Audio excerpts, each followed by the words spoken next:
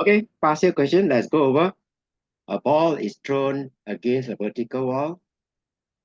The path of the ball is shown in figure 3.1. That's one thing good, they draw picture for you lah.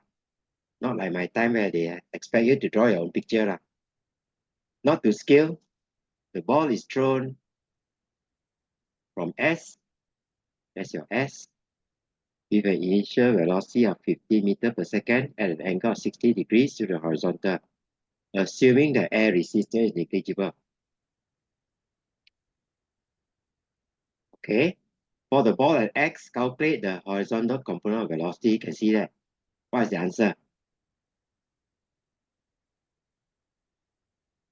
Yep, how to calculate? I got 7.5. I think you're right. 15 cos 60. Show you're working. 10.5, correct. Vertical component, 13. okay, I think you're right. 15 sine 60, 13. Right, since they give three significant figure, you have to give three significant figure. At a distance from S to the wall,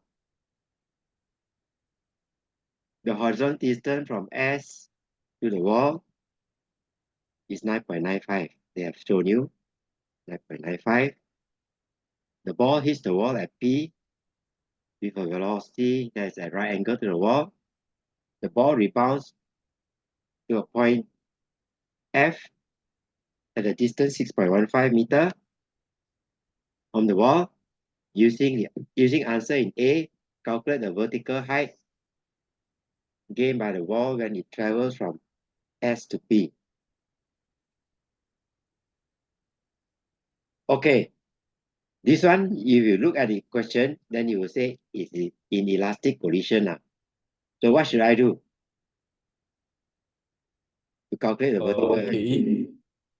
Say again? Kinetic energy. No? No. No need to work with energy. Oh, no, different chapter. Okay. Do I consider vertical motion or horizontal motion?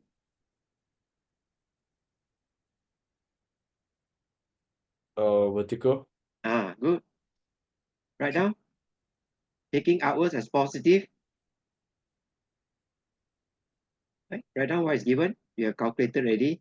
Vertical component of velocity. Maximum height. V equals 0. A equals to 9.81. This is downwards.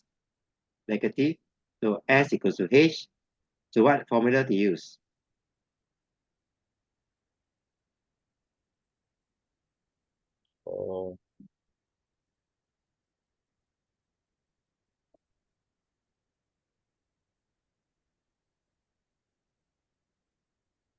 Can?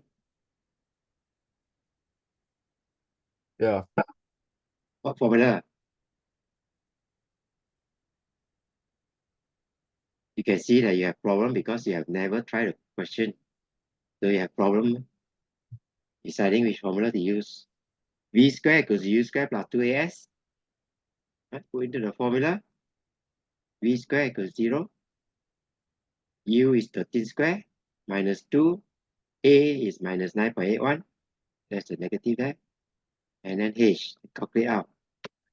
8.61 meter. Can?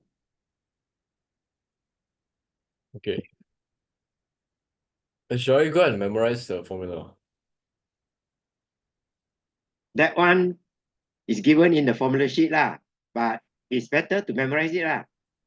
So that you can decide which four formulas to use lah. The two you have to memorize. The two. Because I roughly know one, but I cannot memorize the formula properly. That's why I said to you, you must try the question. Then by working through the question, it comes automatically. You memorize the whole thing. Keep on using it, becomes part of you. Okay. You don't use it, you still will be lost. Which formula to use? Show that the time taken for the ball to travel SP is 1.33 seconds. SP, horizontal distance. How to calculate that? Horizontal time. How to calculate that? Uh, you mean which formula you use? This one you have to decide whether you have to consider vertical motion or horizontal motion.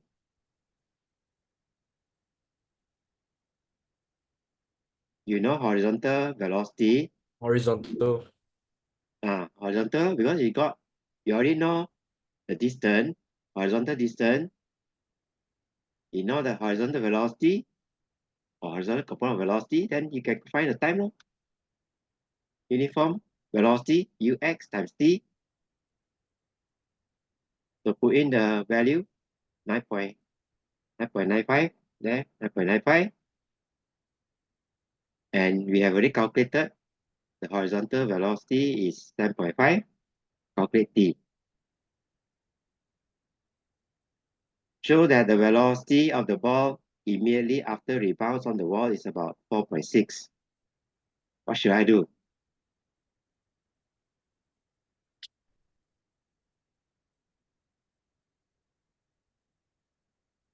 What motion should I consider? Vertical motion or horizontal motion?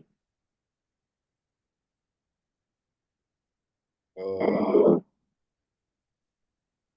Horizontal. Horizontal because you know 6.5, and then you know that the time, the time, it has the Ah, time to reach maximum height. This is already calculated already. So you calculate the velocity, no? Horizontal motion, simple formula.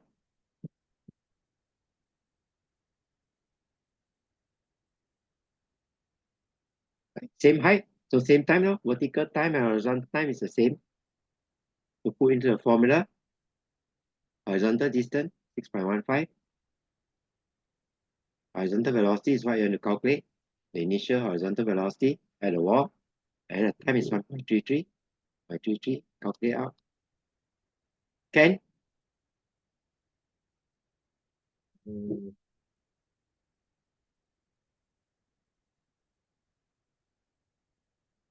anything not clear?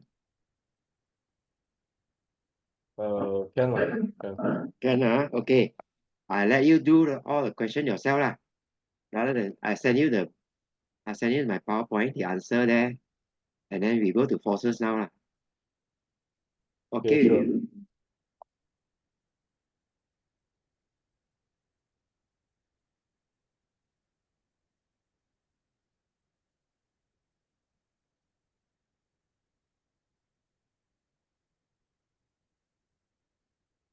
Okay, let's go to forces.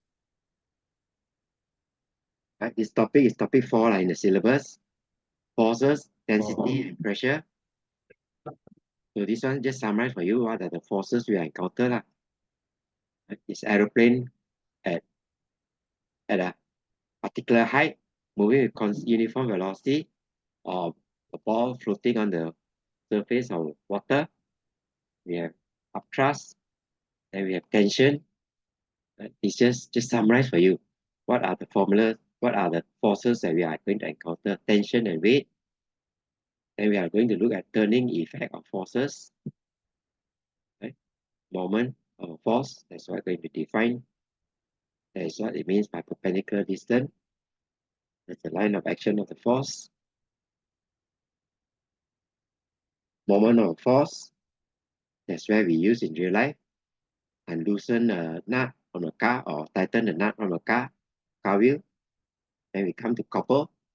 Two forces there. And then moment of couple is called a torque.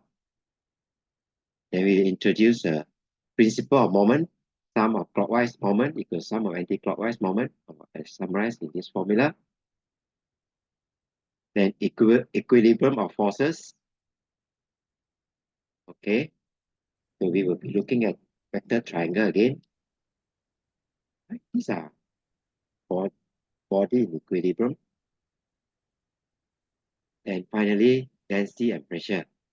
Right? The definition for pressure, the definition for density, and then we will be looking at YouTube. Find density of a particular liquid. We call manometer. Users, we are not interested that much on this. where you find in the mechanic workshop. Okay, type of forces. Type of forces, gravitational force and weight you have encountered so far. Electric force has been pushed to topic 18. A2 now.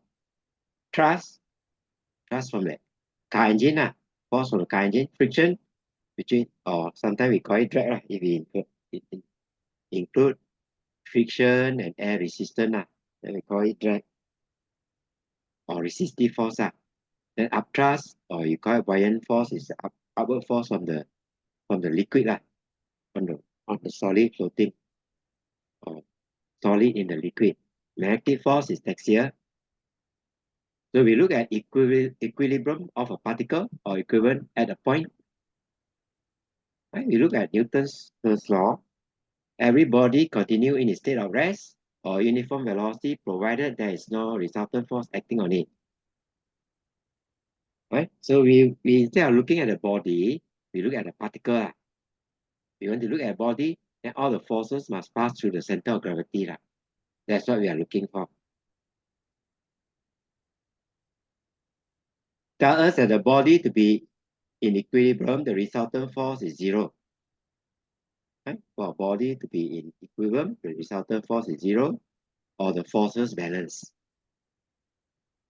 Body is either stationary, if it is already stationary, or moving with constant velocity. If it's moving, example, where the drag equals to weight, the ball is already moving, so it's moving with terminal velocity. That's the maximum velocity. Right? So equilibrium, it can be stationary, or it can be moving. So in this case, weight equals to drag. For these two persons, right? Horizontal forces equal, no one is moving. Forces acting at point P, F1 is balanced by F2, so F1 equals to F2 in magnitude. No motion, both are stationary. Forces to the right equals to forces to the left. Right, let's just review what you have studied in scalars and vectors.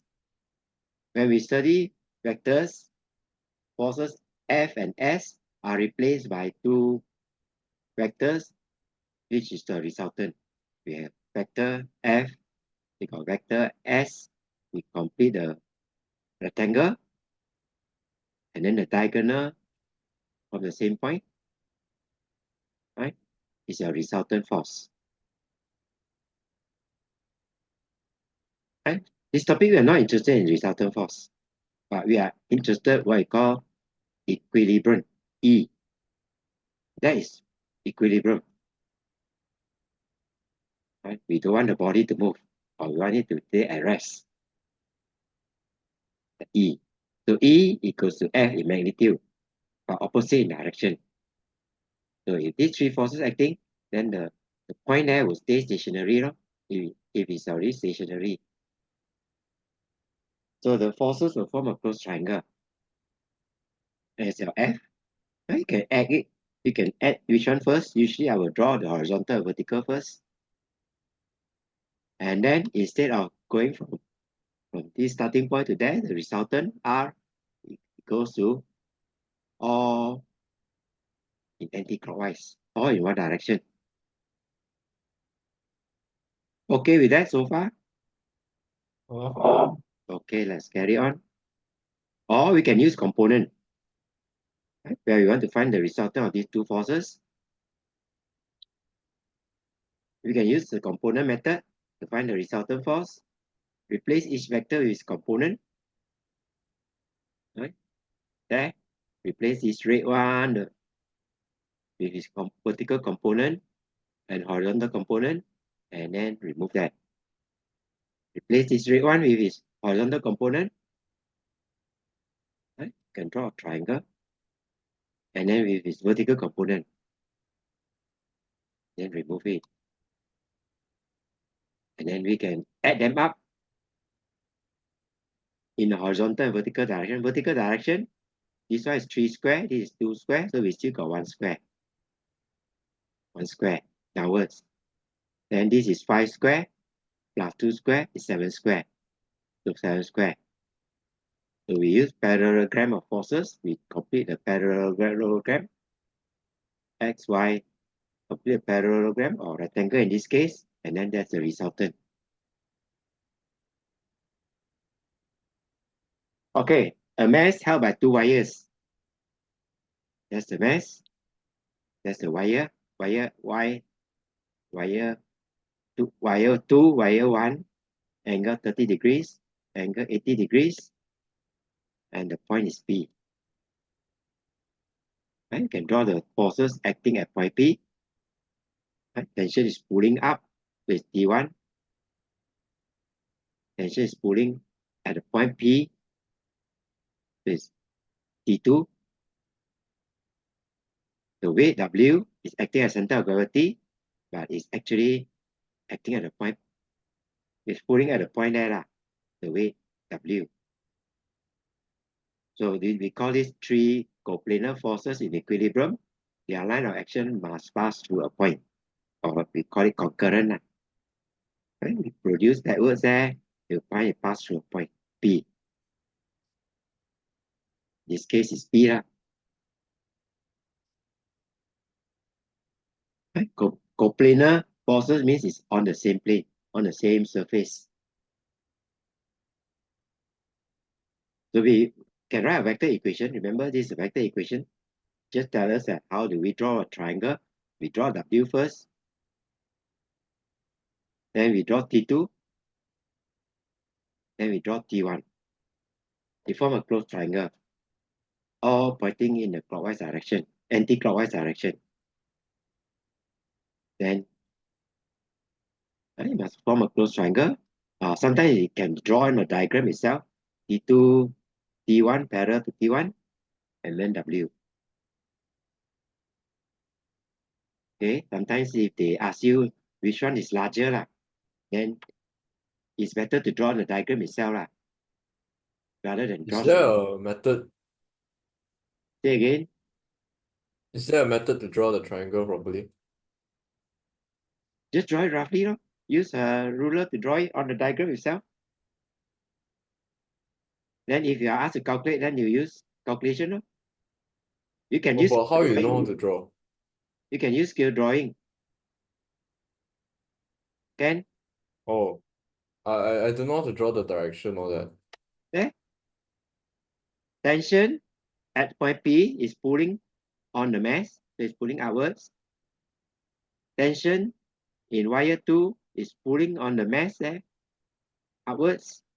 Weight is going downwards, so it's pulling at this point there, W. That's how you draw the forces first. Then after that, you draw the force triangle. There's your T2. You draw T2 first, and T1 parallel. And then how long or how short it is, W must be vertical. That's how you draw. Oh, okay. Right? So 3 forces in equilibrium, the line of action of the force must pass through a common point. Trapdoor, there's your trapdoor. Okay. Using in the old time for protection. People cannot, the enemy soldier cannot cross. You close the trapdoor. Okay, let's try this problem. There's a trapdoor. There's a wall. There's your cable. You must be able to draw the forces, the 3 forces. Weight, there's a point there, center of the trapdoor. That's where the weight, right? We call it center of gravity, C. I think they're looking at the forces acting on the trapdoor. So the tension is pulling on the trapdoor along the cable. And then we use the condition, the 3 forces must pass through a point. So we produce a line of action to cut. Then there's a line of action, the pivot. So that's the third force. Right? So vector equation, sum of forces equals to 0. That's our vector equation. Remember, this is a vector equation. Doesn't give any sense. Just try telling us how do we add or how do we draw the vector triangle? That means this one tells us I draw first. You first. Then I draw T. I draw T. There's your T. Parallel. Then after that, right, my R must be parallel to this one. So how long this is will be how we can draw our R parallel to this one. That's our R. Sometimes they may ask, they don't want you to calculate, they just want you to know which is larger, which is longest, which is shortest. So in this case, R is the longest, T is the shortest.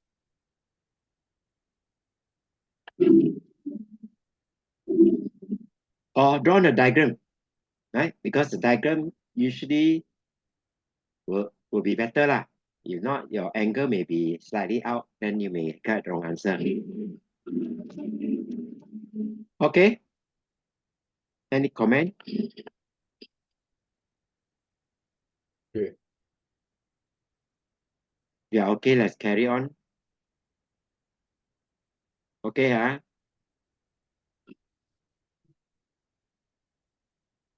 Okay, you won't bother lah. Laboratory, we can use a pulley clamp to a round table with a scale there to show the experiment, or we can use this one to show the vector triangle. Okay, we won't bother about all this.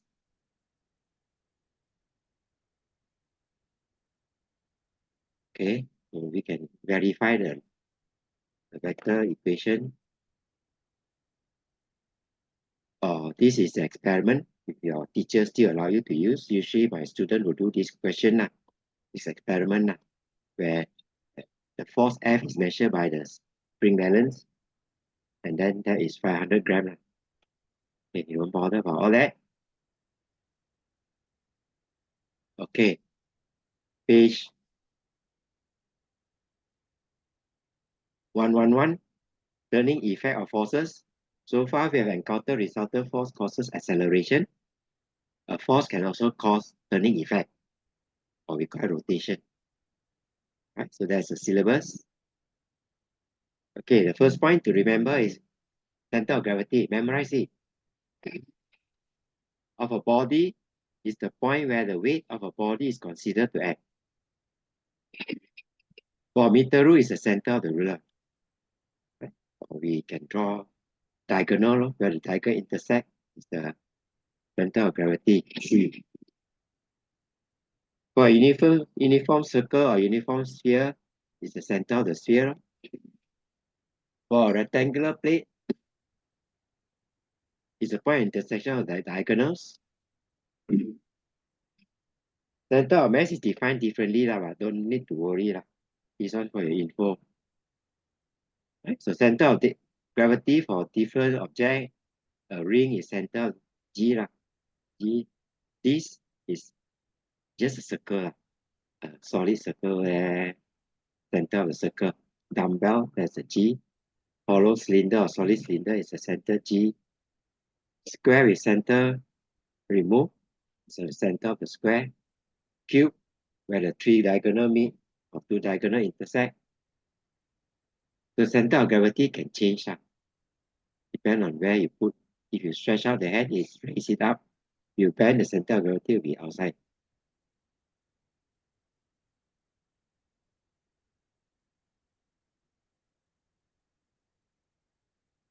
Okay, so this is the experiment to determine the center of gravity. Came out one year in 2011 November. This one is a compound pendulum. Came out in 2005 June. Where you swing it and then you count the oscillation. Then change the length. Change this length D. Okay, you're not interested in that. Let's look at moment. There's a meter rule. Meter rule. And we have a hole where we put a pin. So where the meter rule is allowed to swing to and fro. This is called the pivot. It's held there, cannot move. Can swing, but it cannot accelerate. So there's a center of gravity C. So that is where the weight acts. So that is where the normal reaction will act on the pin there.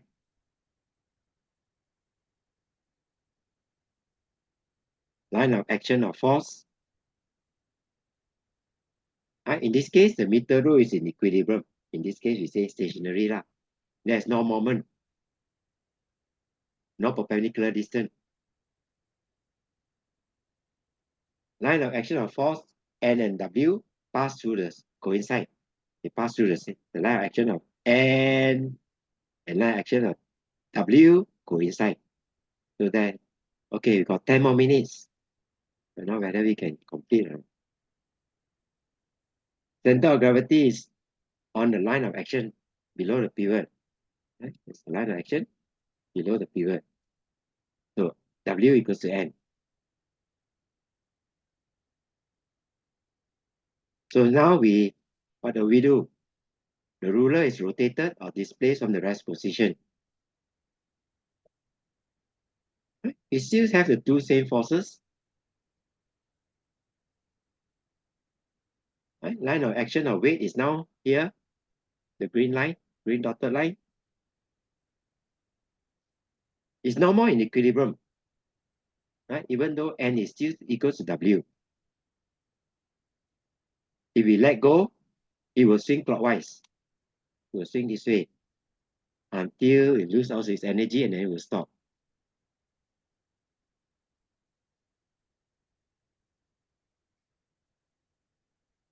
Right? Because there's a perpendicular distance. There is a perpendicular distance from the pivot. So in this case, the moment is just your weight, that weight there, times R. Clockwise moment. Follow the clock, clockwise moment. Okay, for no translation, translation means no linear motion lah. When there is no resultant force acting on the body will stay at rest, provided forces pass through a point. What happens when the forces acting on the body does not pass through a point, a common point? Then the body will rotate to a new equilibrium. As we have seen just now, the meter rule. Right? It will swing and then it will stop to the final position. The turning effect affects the equilibrium of a body. Right? We can look at an example diagram showing a block sitting on the table or on the ground. Right? We have normal reaction acting. Wooden block is stationary. N equals to W.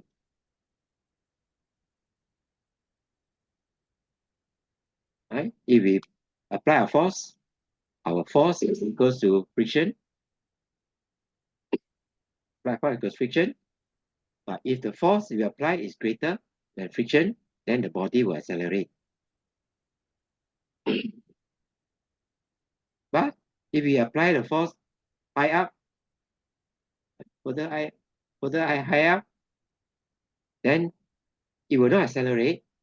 It will have a turning effect about the pivot here. Then it will topple over, or what we say, achieve a new equilibrium now.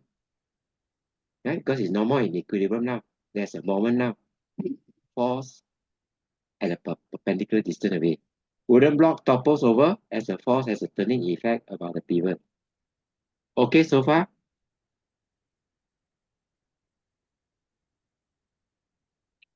Okay, now? Yeah. Basically, the center of gravity like affects the movement. A body, if we apply all the forces through the center of gravity, that's why we look at equilibrium at a point. Now we are showing that where the force applied to the body is important. If the forces all doesn't pass through a point, can cause rotation. So the body is no more in equilibrium. Okay with that? Okay.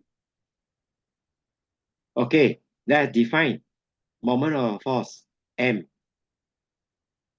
Moment of force equals to force times perpendicular distance from the line of action of the force. So we got three things. Pivot, P, force, F, line of action of force, perpendicular distance. Four things, not three things, four things. Right? That's your P. That's your force, F, perpendicular distance away. And then there's the line of action of the force and the perpendicular distance, D. From the line of action, the pivot. That's the definition of moment. Memorize it. Right? In this case, it's F times D. It doesn't have to be perpendicular. Right? O level, you are working with perpendicular, but it can be at an angle. Right? That's the angle, theta. Angle between the lever arm and the flat force. That's the length of the lever arm. That's the force, the red one. That's a pivot, lever arm. So this angle is also theta, vertically opposite. Right? That's the line of action of the force. The force acts along this line. That's called line of action of force. From perpendicular distance, that's the perpendicular distance. That's how we find a perpendicular distance. If it's not if the force is not perpendicular, it's making an angle with the lever arm. So it's far away, not at the base there is far away, so it will be L sine theta. The moment in this case is F times the force times your perpendicular distance, F sine theta. Or we can rewrite it. Put the sine theta to F, then put our L there. In case you are a bit lost, we will redraw the triangle. That's your X, perpendicular distance. So sine theta, this hypotenuse, L, X over L, L sine theta. Okay, take the L away. Okay, so what does all this tell us? Moment of force is take your F sine theta, perpendicular component. Resolve the force into horizontal component and vertical component. The horizontal component cause stretching only, cause it to become longer or shorter, depend on where it is. In this case, is make it longer.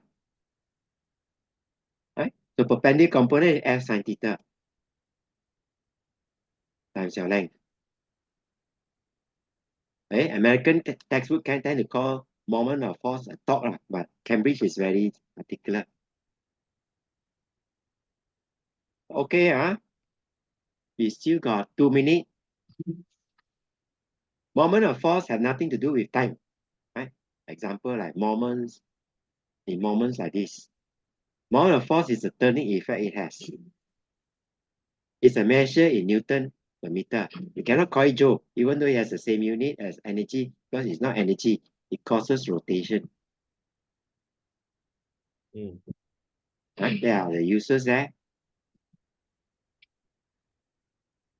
Moment depend on force and perpendicular distance. Size of the force, how big or how large, perpendicular distance. So we can use a small force and a large distance away. That's the purpose of the symbol.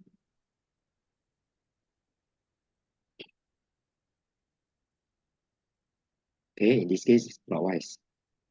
Right? Clockwise means follow the clock lah. Right? That's clockwise. Anti-clockwise, go the other way around. That's anti-clockwise. Must be able to recognize clockwise and anti-clockwise. Okay, principle of moment. This one is for rotation.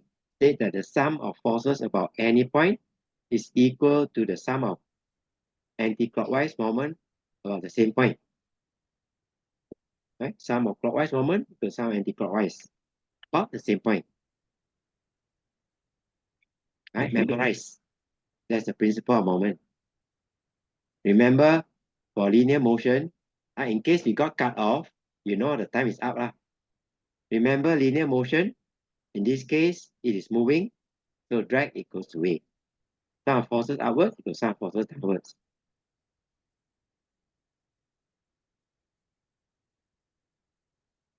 Right? What would happen to Garfield?